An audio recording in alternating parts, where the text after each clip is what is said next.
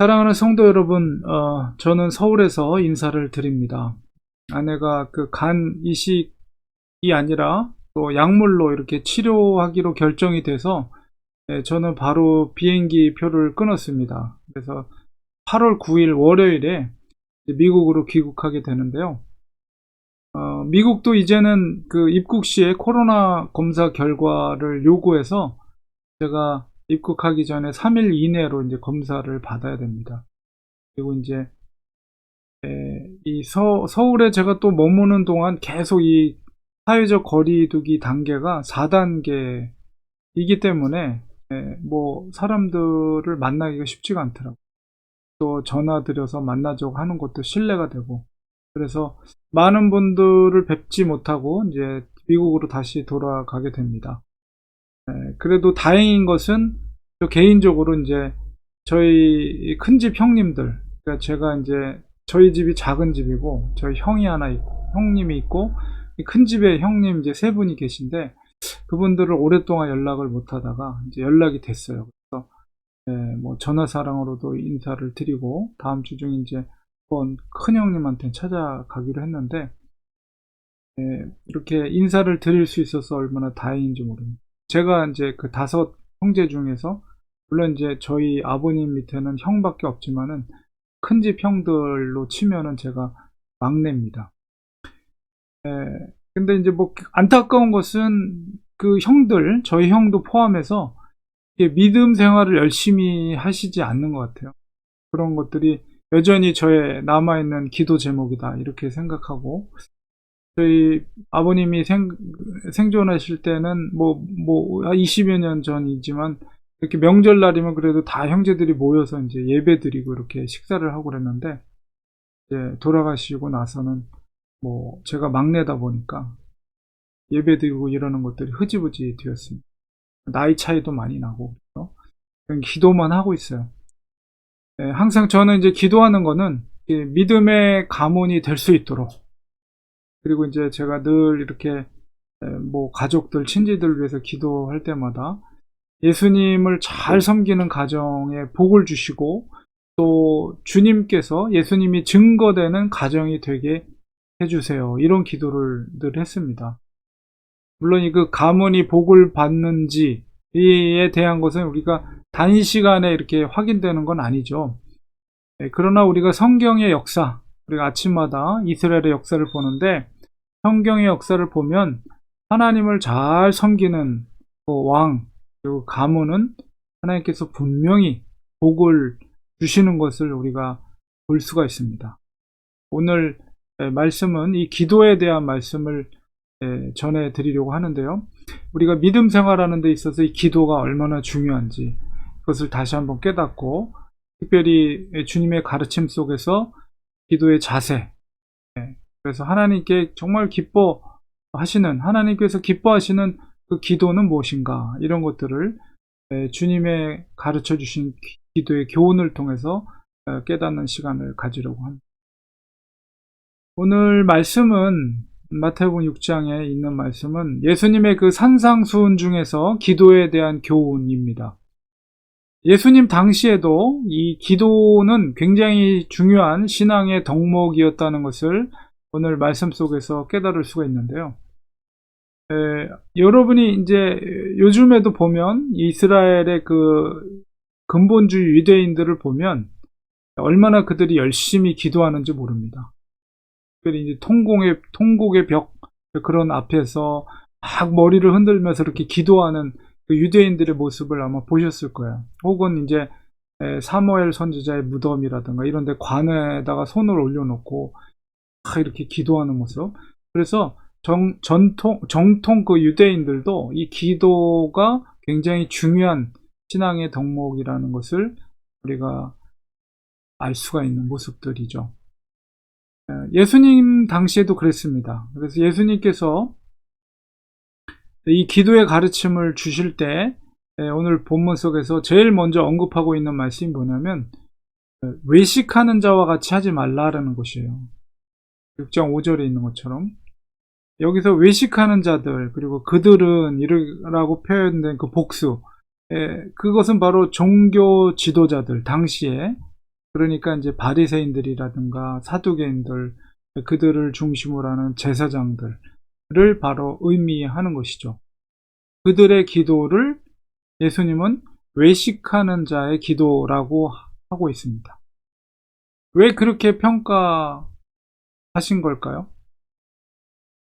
이 종교 지도자들은 회당이나 특별히 사람들이 많이 오고 가는 큰 거리에서 굉장히 이렇게 막 큰 소리로 혹은 뭐 이렇게 기도하는 모습을 드러내면서 그렇게 기도를 하였습니다. 그들이 그렇게 많은 사람들이 보는 곳에서 기도하는 이유는 사람들에게 자기들의 그 경건의 모습을 노출시키기 위해서죠. 바리새인들, 뭐 사두개인들, 그리고 제사장들에게 있어서 그들의 권위가 어디서 나오냐라고 했을 때 얼마나 그들이 경건한 자인가, 여기에 달려 있는데, 바로 이 기도를 하는 모습, 그리고 기도는 중요한 경건의 모습이었습니다. 그래서 그들은 자기들이 경건하다는 것을 그런 식으로 사람들에게 노골적으로 이렇게 보이면서 표현한 것이죠. 그런데 그런 경건을 이용해서, 경건의 힘을 이용해서, 그런 경건의 권위를 이용해서 결국 그들이 추구한 바가 뭐냐라고 했을 때, 고아와 과부들, 그들의 재산을 자기의 손아귀에 넣는 거예요. 백성들의 그 어떤 그 물질들을 탐욕하면서 그 권위를 통해서 그것을 착취하는 그런 일들을 그 당시에 종교 지도자들이 보였다는 것이죠. 그러니까 겉으로는 굉장히 거룩한 모습을 보이지만 그 거룩함은 바로 그들의 권위를 상징하고 사람들에게 드러나기 위해서. 그래서 사람들이 보기에 그렇게 열심히 있게 기도하는 사람의 어떤 말의 권위가 있고 그 사람들을 믿지 않을 수가 없는 거죠. 그렇기 때문에 그런 종교적인 권위를 이용해서 백성들로부터 물질적인 것들을 취했다는 것입니다. 그렇기 때문에 겉으로는 경건하고 거룩한 척 하지만 그 이면에는 자기 배를 채우려고 하는 탐욕이 숨겨져 있는 거예요. 그래서 예수님께서는 그 종교 지도자들을 향해서 해칠한 무덤이다, 그렇게 아주 신랄하게 비판을 했죠. 마태복음 23장 13절에도 보면 화 있을진저 외식하는 서기관들과 바리새인들이요, 너희는 천국문을 사람들 앞에서 닫고 너희도 들어가지 않고 들어가려 하는 자도 들어가지 못하게 하는다. 얼마나 악한 일을 저지른다고 예수님이 노골적으로 그들을 비난하고 있어요. 그러니까 그들은 기도를 그들의 탐욕을 채우는 도구로 사용하고 있다고 비판하는 것입니다. 예수님께서는 그들을 향해서 그들의 자기 상을 이미 받았다라고 말씀하시는데, 그 의미는 기도라는 것은 정말 하늘 보좌에 상달되는 것이 기도인데 그것을 이 세상에 썩어질 상으로 대신했다는 것이에요. 기도를 도구화해서 대신해서 자기의 배를 채웠다는 것이죠. 그들이 하는 그 기도는 더 이상 기도로서의 가치를 상실한 것입니다. 종교 지도자들의 이 잘못된 기도의 태도에 반해서 바른 기도는 뭐냐라고 했을 때, 이 종교 지도자들은 이 성전이라든가 아니면 사람들이 많이 왕래하는 길에서 했는데 그 장소가 중요하지 않다. 그래서 예수님 말씀하시는 것이 골방에서 기도하라 라고 말하고 있어요.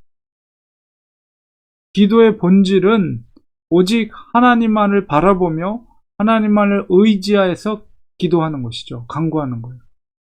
골방에 들어가서 기도하라는 것은 간섭으로부터 방해받지 않기 위함입니다. 남들로부터 방해가 되지 않는 장소, 그리고 나에게도 역시 방해가 되지 않는 시간, 그런 시간에 하는 것, 그런 것을 의미해요.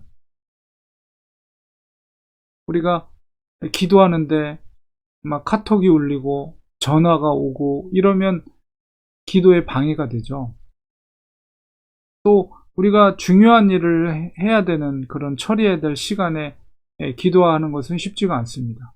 그래서 우리가 각자의 골방을 고려해야 하는데 어떤 분들에게는 출근하는 아침 시간 차 안에서 여러분의 골방이 될 수가 있어요. 그리고 어떤 분은 아무도 없는 집, 남편은 출근하고 아이들은 학교를 가고 아무도 없는 집에서 설거지를 하면서 기도할 때 그것이 또 골방이 될 수가 있는 거죠. 어떤 분들은 또 그냥 집보다는 예배당에 나와서 이렇게 기도하는 것도 각자의 기도의 골방이 될 수가 있어요. 예수님께서 이 골방을 언급한 것은 중요한 것은 은밀히 기도하라는 표현입니다. 각자의 기도의 골방을 정해서 은밀하게 기도하는 것이죠. 남들로부터 간섭받지 않고 오로지 하나님께만 집중할 수 있는 그 장소 그리고 그 시간을 정하라는 거예요. 오늘날에도 역시 우리의 골방을 정해야 됩니다. 기도의 이 시간은 하나님과 나와의 그 은밀한 중에 나누는 대화입니다. 그렇기 때문에 은밀한 곳에서 기도에 집중을 할 수가 있는 것이죠. 그렇다고 해서 뭐 집에다가 골방을 문자적으로 골방을 만들어서 한다? 이런 것보다는 남들에게 방해가 되지 않고 나 스스로에게도 오직 하나님과 내가 1대1로 기도할 수 있는 그곳, 그 시간, 그 장소, 그것이 바로 우리의 기도의 골방이다 이렇게 말했어. 이러한 그 기도의 원리는 우리가 예배, 특별히 주일 성수주의라는 예배에 드리는 자세와도 일맥상통해요. 그러니까 우리 주일 성수한다고 해서 주일날 그 예배드리는 1시간 딱 참석했다고 주일 성수했다 이렇게 만족해서는 안 되는 거죠. 이 기도의 원리처럼 보이지 않는 은밀한 중에 보시는 하나님 앞에서의 진정한 경건의 삶을 사는 것이 올바른 예배의 태도라는 것이죠. 예배 시간, 주일날 예배 시간에 사람들 앞에서 은혜로운 찬양하고 때로는 감격에 눈물을 흘리면서 모든 은혜를 다 혼자서 받는 것처럼 그렇게 보이는데 예배 끝나고 교회를 나오고 차를 타고 운전해서 막 가는데 큰 길거리에 대로변에 나와서 앞에 신호 바뀌었는데 안 간다고 빵빵거리면서 막 큰 소리치고 욕하고 그런 모습을 보인다면 예배의 삶과는 전혀 다른 앞선 그 종교 지도자들과 다를 바가 없는 그런 태도라는 것이죠. 우리는 항상 기도도 그렇고 우리 예배도 그렇고 은밀한 중에 보시는 하나님을 바라봐야 한다는 것이죠. 하나님을 경외하는 그런 겸손의 신앙의 자세를 가져야 하는 것입니다. 그리고 예수님께서는 또한 6장 7절에 기도할 때 이방인과 같이 중언부언하지 말라 이렇게 말하고 있어요. 이 중언부언의 의미는 아무런 뜻도 없이 그냥 제멋대로 같은 말을 되풀이하는 것을 말합니다. 우리가 이것과 별개로 우리가 반복하는 기도가 있어요. 이 반복하는 기도가 무조건 잘못된 것은 아닙니다. 우리가 간절한 바람에 대해서 기도할 때 우리는 반복해서 기도하기도 하거든요. 그래서 예수님께서도 그런 기도를 하셨어요. 우리가 누가복음 22장 44절에 보면 예수께서 힘쓰고 애써 더욱 간절히 기도하시니 땀이 땅에 떨어지는 핏방울 같이 되더라. 이런 겟세마네에서 예수님의 간절한 기도, 그 십자가 앞에서의 간절한 기도죠. 그거는 정말 간절함 속에서 이 반복해서 하나님 앞에 간절히 기도하는 거예요. 중언부언하는 기도는 이 간절함에서 나오는 반복이나 오래 하는 기도를 의미하는 것이 아닙니다. 우리가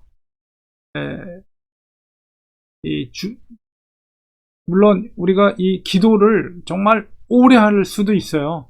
주님께서도 밤새 기도하셨기 때문에, 그리고 솔로몬의 기도도 길었고, 특별히 우리의 기도의 내용이라든가 아니면 그 뜨거운 감정이 특별하다면 때로는 정말 오래 할 수도 있어요. 근데 문제는 뭐냐, 중언부원하는 기도의 문제는 뭐냐면, 오래 기도해야만 하나님을 더 즐겁게 하거나 혹은 효과가 있다라고 생각하면서 억지로 막 똑같은 말을 계속하면서 오래 하는 기도, 바로 이것을 예수님이 말씀하시는 거예요.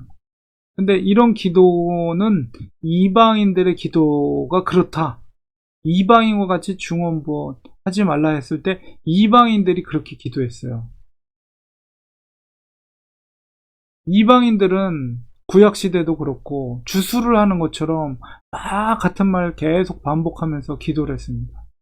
특히 이제 바알의 제사장들은 아침부터 저녁까지 이런 기도를 했다고 그래요. 같은 말을 반복하면서 오 바알이여 응답하소서, 오 바알이여 응답하소서. 이거를 그냥 아침부터 저녁까지 계속 그것을 반복하면서 기도를 하곤 했다고 합니다. 그런 그 바알 선지자들의 기도에 대해서 아주 신랄하게 조롱했던 선지자가 바로 엘리야 선지자죠. 이 이방인들의 기도는 마치 그들의 신들을 이렇게 큰 소리로 혹은 반복되는 소리를 해야만이 깨우거나 뭐 자극해서, 심지어는 그 엘리야와 영적인 전쟁 속에서 자기 몸에 피를 흘리게 해가지고 기도의 응답이 이루어진다라고 생각을 했죠. 주님께서는 그들의 그러한 잘못된 태도를 본받지 말라고 분명하게 교훈하고 있는 것입니다. 자, 그렇게 하지 말고, 그러니까 기도를 오래 하고 반복해서 해야지 하나님의 그 기도를 들으신다고 생각하는 것, 잘못된 거라는 거예요. 하나님은 어떤 분이냐? 6장 8절에 뭐라고 말합니까? 그들을 본받지 말라. 구하기 전에 너희에게 있어야 할 것을 하나님 너희 아버지께서 아신다. 이렇게 말하고, 하나님께서는 우리가 기도하기 전에 이미 우리에게 필요한 것이 무엇인지를 다 알고 계세요. 우리가 막 큰 소리로 기도하고 오래 기도해야지 그것을 하나님이 인지하는 게 아니라는 것이죠. 그렇기 때문에 우리의 기도의 바른 태도는 뭐냐? 라고 했을 때 우리는 그 사도 바울의 로마서 속에서 그 성령론을 이야기할 때 로마서 8장 26절에 성령의 기도를 우리가 볼 수가 있어요. 거기서 우리가 바른 기도의 태도를 우리가 캐치할 수가 있는데요. 성령도 우리의 연약함을 도우시나니 우리는 마땅히 기도할 바를 알지 못하나 오직 성령이 말할 수 없는 탄식으로 우리를 위하여 친히 간구하시느니라. 이 말할 수 없는 탄식, 이게 뭡니까? 간절한 기도예요. 간절한 기도. 그리고 또한 겸손한 기도예요. 저희를 불쌍히 여겨 주시옵소서 하는 기도입니다. 가슴에서 우러나오는 뜨거운 기도, 그것이 바로 말할 수 없는 탄식의 기도예요. 우리 산상수훈 처음 시작했던 것처럼 그 가난한 심령, 복이 있는 자는 가난한 심령 가진 자라고 그랬는데, 그런 가난한 심령으로 하나님 앞에 하는 기도, 바로 이게 말할 수 없는 탄식으로 하는 기도입니다. 하나님은 바로 그런 기도를 기뻐하십니다. 그리고 응답해 주십니다. 이런 겸손함과 간절함으로 기도하는 태도를 가지고 또한 은밀하게 보시는 그 하나님 앞에 은밀하게 기도할 때 하나님께서 또한 은밀하게 도와주실 것입니다. 우리 찬양의 복음성가 중에 기도할 수 있는데 왜 걱정하십니까? 그런 찬양이 있죠. 정말 그 찬양을 부를 때마다 우리에게 큰 위로가 됩니다. 우리가 걱정거리가 있을 때, 근심이 있을 때, 기도할 수 있는데 왜 걱정하십니까? 기도하는데 왜 염려하십니까? 그 찬양의 가사처럼 우리가 기도할 수 있기 때문에 우리는 감사해야 하는 것입니다. 저는 이번에 이제 아내를 간병하면서 정말 기도의 능력을 다시 한번 뜨겁게 체험을 했습니다.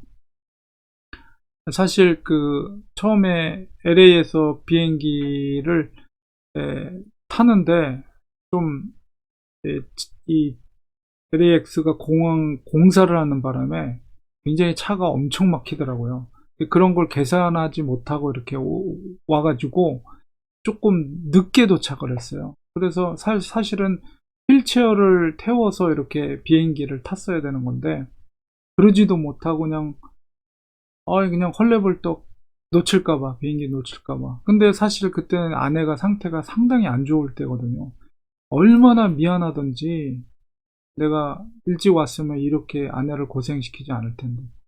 정말 집사람이 상태가 굉장히 안 좋았거든요. 그래서 그렇게 해서 이제 억지로 비행기를 태우고 한국으로 갈 때만 해도 참 마음이 무거웠습니다. 그리고 이제 처음 의사를 만났을 때 의사가 이제 물론 검사하기 전에 저희들이 먹고 있는 약이라든가 아내의 어떤 상황, 상태 이런 것을 이제 아주 자세하게 설명을 해드리니까 제일 좋은 거는 간 이식 수술을 하는 것이 최선의 방법입니다. 이렇게 얘기를 듣고 이제 병원을 나왔는데 정말 여러 가지 많은 복잡한 생각이 들더라고요. 그리고 나서 이제 그, 이제 검사하고 의사를 다시 만났는데 정말 하나님께서 어, 저와 또 우리 많은 성도님들의 그 기도를 들어주셨다는 것을 깨달았어요. 수술하지 않고도 치료할 수 있는 길을 하나님이 열어주셨어요. 저는 그렇게 되리라고는 전혀 기대하지 않았거든요.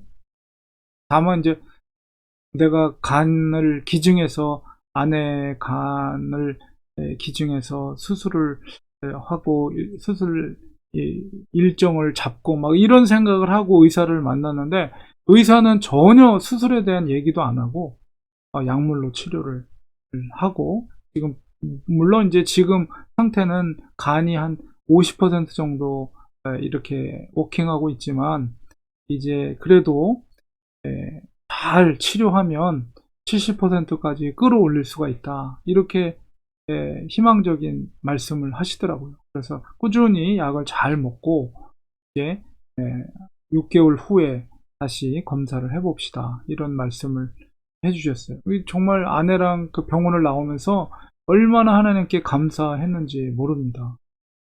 그래서 정말 하나님의 그 크신 은혜를 그리고 기도의 응답을 제가 개인적으로 뜨겁게 체험한 그런 시간이었습니다. 하나님은 이렇게 우리가 간구하기 전에 우리에게 있어야 할 것을 이미 알고 계십니다. 심지어 우리가 기도할 바를 알지 못할 때에도 우리와 함께 하신 성령님께서는 우리를 위해서 정말 말할 수 없는 탄식으로 친히 간구하신다고 약속해 주셨습니다. 좋으신 하나님의 은혜에 우리는 늘 감사해야 합니다. 주님께서는 이 기도의 바른 태도를 교훈하시고 바로 또한 기도의 본을 가르쳐 주셨어요. 주기도문이죠.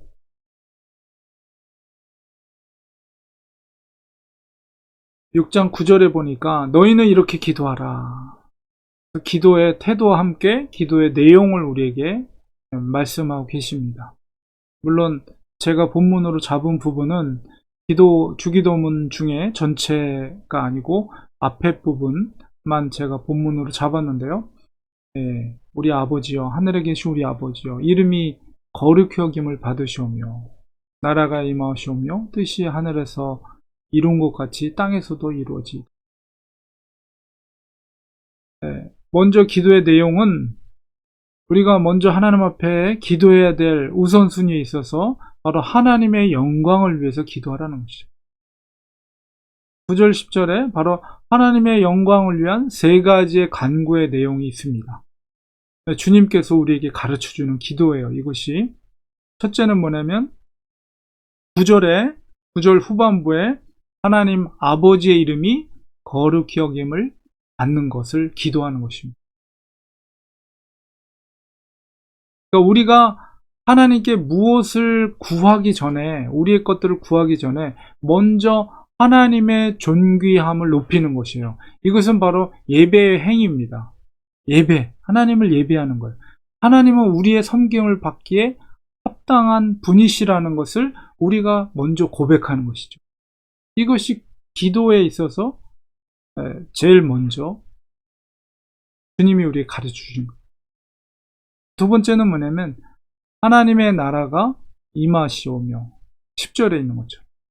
하나님의 나라, 그것은 뭐예요? 하나님의 통치가 이루어지는 것입니다.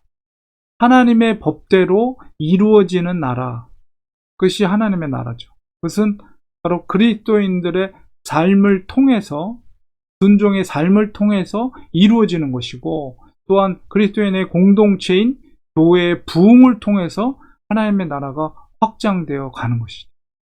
하나님의 나라가 임한다는 건 바로 그런 의미예요. 우리가 하나님의 나라가 임하기를 기도해야 돼요. 바로 하나님의 영광을 위한 것이죠. 그 다음에 세 번째는 10절 후반부에 뜻이, 이거 뜻은 하나님의 뜻이죠. 하나님의 뜻이 하늘에서 이룬 것 같이 땅에서도 이루어지는 것입니다. 이 뜻은 하나님의 선하신 뜻이에요. 하나님의 선하신 그 뜻이 이 땅에서, 하늘에서 이미 이루어진 것처럼 이 땅에서도 펼쳐질 수 있도록, 하나님의 뜻이 펼쳐질 수 있도록 기도하는 것입니다. 주님이 가르쳐준 이 주기도문의 내용을 통해서 우리가 기도를 할 때 우선적으로 하나님의 영광을 위한 간절한 기도를 드리는 것이 중요하다는 것을 깨닫습니다. 그리스도인의 존재 목적이 무엇입니까? 그것은 하나님의 영광을 위해서 우리가 존재하는 것입니다. 하나님의 영광을 위한 기도와, 그리고 또한 우리의 개인적인 기도가 관계가 없는 별개의 것이라고 생각하는 것은 또 바람직하지 않습니다. 우선적으로 우리가 하나님의 영광을 위한 삶을 위해서 우리의 구체적인 기도의 제목들이 어떻게 응답돼야 할지 우리가 그것을 깨달을 때 우리가 바른 기도가 나오는 거죠. 무조건 우리의 생각대로 원하는 바를 구하는 것이 아니라 무엇이 하나님의 영광을 위해서 합당한 것인가를 우리가 생각하게 되고, 그것을 위해서 기도할 때 우리의 기도와 하나님의 영광을 위한 기도는 별개의 것이 아니다. 하나님께서는 우리를 통해서 하나님의 뜻을 펼치시고 영광 받기를 원하시기 때문에 그렇습니다. 우리의 구체적인 삶 속에서 부딪히는 여러 가지 문제들, 그러나 그 문제들을 어떻게 하나님의 영광을 위해서 해결돼야 될 것인가에 대해서 우리가 바른 기도를 할 수가 있는 거죠. 우리는 주님의 그 기도를 본받기를 원합니다. 주님의 그 기도의 태도를 본받기를 원합니다. 주님은 기도하셨어요. 이 땅에 계시는 동안 아버지께 늘 기도하셨고 우리에게 기도의 본을 보여주셨습니다. 하나님은 우리의 기도에 반드시 응답해 주십니다. 그것을 믿고 기도하는 거예요.